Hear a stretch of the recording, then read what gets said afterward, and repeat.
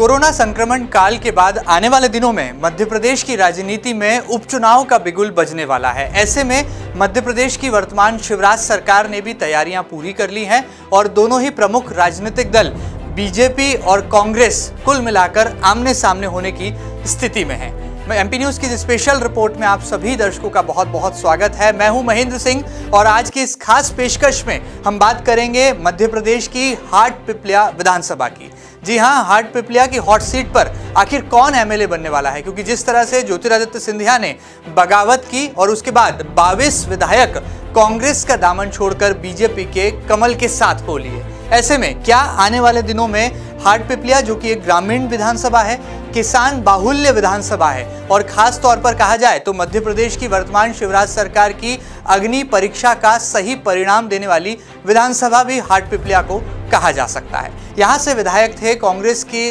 Banner से मनोज चौधरी, जहां पर वो बीजेपी से दोबारा अपना भाग्य आजमाना चाहते हैं, लेकिन उनके सामने एक बड़ा संकट है, एक बड़ी चुनौती है। पूर्व मुख्यमंत्री स्वर्गीय कैलाश जोशी के सुपुत्र दीपक जोशी की ये पारंपरिक सीट कही जाती है, जहां एक और वो बागली को भी अपनी कर्मभूमि मानते हैं, तो हाटपिपलिया पर भी पूरा हक जताते हैं। क्या दीपक जोशी की नाराजगी का खामियाजा बीजेपी को भुगतना पड़ सकता है और कहीं दीपक जोशी की यह अनदेखी कहीं बीजेपी पर भारी न पड़ जाए और मनोज चौधरी पर राजनीति का सेहरा बंधने से पहले कहीं अंधेरा न छा जाए, ऐसे तमाम सियासी समीकरण इन दिनों जन्म ले रहे हैं। एमपी न्यूज की स्पेशल रिपोर्ट में हम तस्दीक करेंगे कि मनोज चौधरी का दावा कितना मजबूत है और यदि दीपक जोशी की अनदेखी की गई तो क्या भारतीय जनता पार्टी का कमल का फूल संकट में आ सकता है। तमाम सवालों के जवाब जानने के लिए जुड़ते हैं एमपी न्यूज के कॉरेस्पॉन्डेंट राहुल पटेल से। राहुल, जरा सिलसिलेवार तरीके से बताइए, यदि हाटपिपलिया ग्रामीण विधानसभा सीट की बात करें तो इस हॉट सीट पर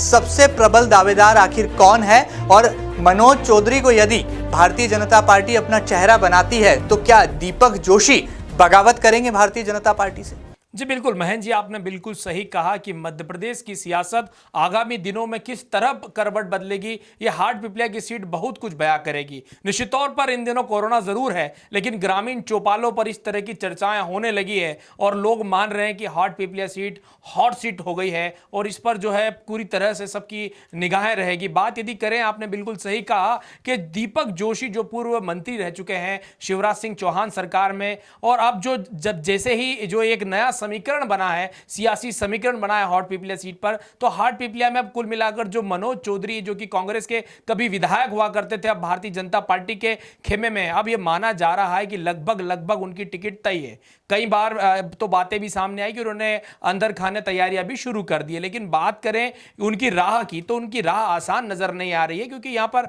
दीपक जोशी अपना दम रखते हैं। दीपक जोशी का कहना है कि अब वो 57 साल के और ऐसे में उन्होंने खून पसीना पार्टी को दिया है और उनके पिता जो कि पूर्व मुख्यमंत्री भी रह चुके हैं स्वर्गीय कैलाश जोशी, तो ऐसे में बहुत बड़ा कद था और ऐसे में आप जब आगामी दिनों में अगर भारतीय जनता पार्टी से उन्हें टिकट नहीं मिलती है तो निश्चित तौर पर निराशा होगी। लेकिन एक बात तो तय है महेंद्र जी की निश्चित तौर पर मनोज चौधरी का टिकट कंफर्म माना जा रहा है, तैयारियां भी शुरू कर दी। ऐसे में दीपक जोशी अपने राजनीतिक भविष्य को लेकर चिंता में है और उनका यह भी मानना है कि इतने लंबे राजनीतिक करियर में वो 3 बार विधायक रहे, मंत्री भी रहे, पिता मुख्यमंत्री रहे। ऐसे में कार्यकर्ताओं की अपेक्षा एक नेता से होती है, यदि वो राजनीतिक पार्टी में नहीं रहेंगे तो कार्यकर्ताओं को क्या जवाब देंगे, तो निश्चित तौर पर उनकी चिंताएं भी लाजमी है। लेकिन दूसरी बात जो आपने कही कि क्या भारतीय जनता पार्टी के लिए राह का रोड़ा बनेंगे, तो निश्चित तौर पर जिस तरह की राजनीति मध्य प्रदेश में देखी जा रही है, राजनीति में मुझे लगता है नीति कहीं नहीं रहा है, राज करने की नीति राजनीति हो गई। निश्चित तौर पर जिस प्रकार से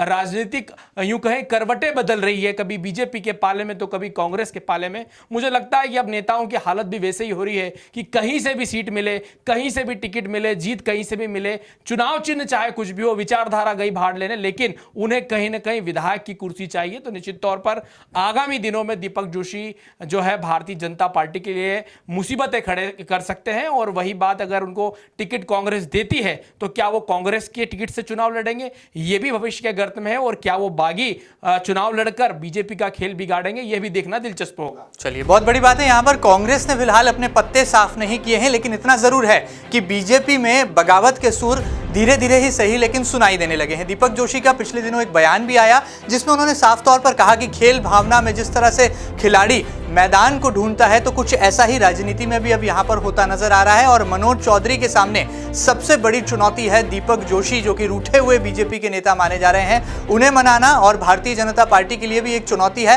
क्योंकि जिस तरह से लगातार उपचुनाव को लेकर कांग्रेस यहां पर तमाम तरह के समीकरणों का अंकगणित बैठाने में लगी है, ऐसे में यदि एक एक सीट से ही देखा जाए तो सरकार मजबूत भी हो सकती है और मजबूर भी हो सकती है। आने वाला कल ये दिखाएगा कि क्या मनोज चौधरी ही बीजेपी का चेहरा यहां पर हाटपिपलिया विधानसभा से बनेंगे, या दीपक जोशी को यहां पर भारतीय जनता पार्टी मैदान में उतार सकती है। यदि ऐसा नहीं हुआ तो कैसे उन्हें रूठने और मनाने का क्रम यहां पर लगातार जारी होगा। और आपको यह भी बता दें कि दीपक जोशी उन नेताओं में से हैं जो कि अखिल भारतीय विद्यार्थी परिषद के जमाने से भारतीय जनता पार्टी का दामन थामे हुए हैं, संघ की पृष्ठभूमि से भी आते हैं, जमीनी नेता हैं। और जाहिर सी बात है, जब सरकार में मंत्री रहे तो उन्होंने अपनी विधानसभा कहा जाए अपनी कर्मभूमि में बहुत सारे ऐसे काम किए। बहरहाल यहाँ पर बागली को भी उन्हीं की विधानसभा माना जाता है और हाटपिपलिया को भी। तो ऐसे में इन समीकरणों के बीच में मनोज चौधरी को कैसे भारतीय जनता पार्टी मौका देती है, और क्या हाटपिपलिया की सियासी जंग एक बार फिर मध्य प्रदेश में कोई नया रंग यहाँ पर नए कलेवर के साथ